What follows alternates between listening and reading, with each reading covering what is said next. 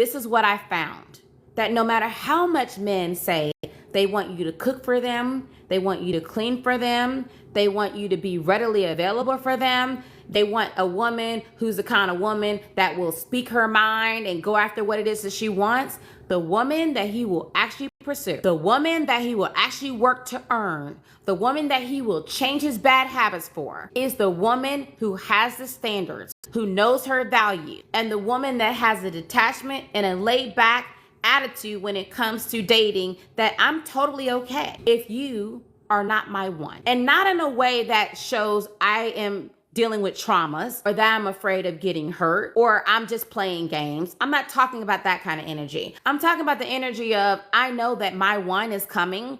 I know what my value is. So either you come correct or don't even enter into the conversation. And men, real men who are in their masculine energy, not these soft sugar boys that you guys tend to deal with, okay? I'm not talking about them. I'm not talking about the drizzle men. I'm not talking about the 50-50 men.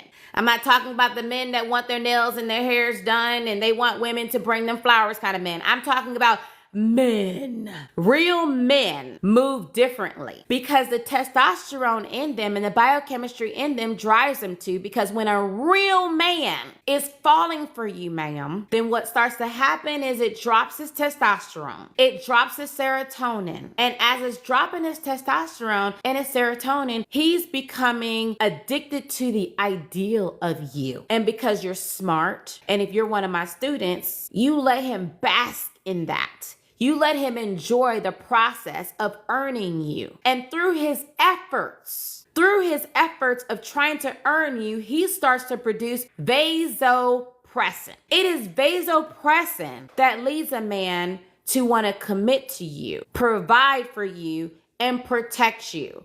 It is vasopressin in his brain that drives him to be willing to give up everything for you if he is really into you. Here's a fake man, aka Build-A-Bears, or a feminized man. Now, ladies, I'm not sure exactly how it happened. It's kind of like, for those of you, how many of you have watched Gremlins? Anybody ever watched the movie Gremlins? I hope I'm not dating myself, okay? Because I know young people probably don't even know what that is. But raise your hand if you've ever seen the movie Gremlins. And you know, in the movie Gremlins, you have cute Gizmo. Gizmo, he starts off cute. Gizmo is good, but Gizmo comes with some rules. You have to operate a certain way around Gizmo, because if you don't, then you can reproduce an opposite version of Gizmo who is good. And if you put water on Gizmo, Gizmo will produce what's called a gremlin. You can't feed him at night. You can't wet him, because then you can produce the evil, the opposite of Gizmo, which is good. And the gremlins are evil. The gremlins kill people. The gremlins tear up your house, okay? And that's the same way with a man.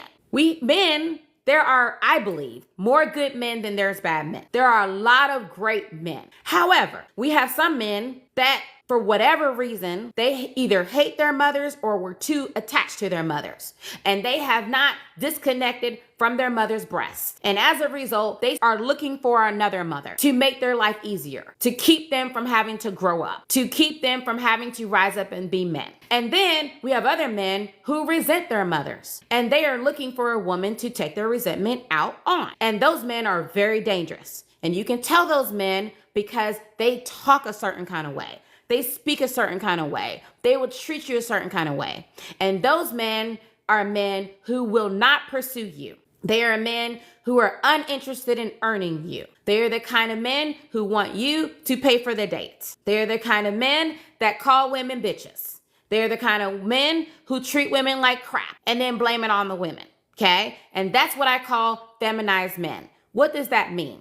Ladies, understand that everything in nature vibrates to a certain frequency. And we're not just talking about gay men, okay? Now, I'm a science girl. I graduated pre-med biology. I got into medical school. I was going to be a pediatric cardiologist. That was going to be my background. Instead, I ended up going into pharmaceutical sales, and I did pharmaceutical sales for about 15 years. And this is what I found, that men who operate, their behavior triggers their whole biochemistry. And they tend to have lower levels of testosterone. And the lower levels of testosterone increase cortisol. Hear me what I'm saying. This is not just theory. It's not just hocus pocus. It's not just All men are evil. This is biochemistry. When a man is operating in his feminized energy, his testosterone that drives him as a man to do what men do drops. It raises his cortisol. That means he's stressed out, ma'am. That means he's not thinking clearly. That means he is incapable of being the kind of man that can bring you peace. He is incapable of feeding your feminine energy. He is feminized. Okay, that means his estrogen is too high. If you have a man who is in his masculine energy, he is in his healthy masculine energy. His testosterone is higher, he has less cortisol, and he thrives on being able to earn you.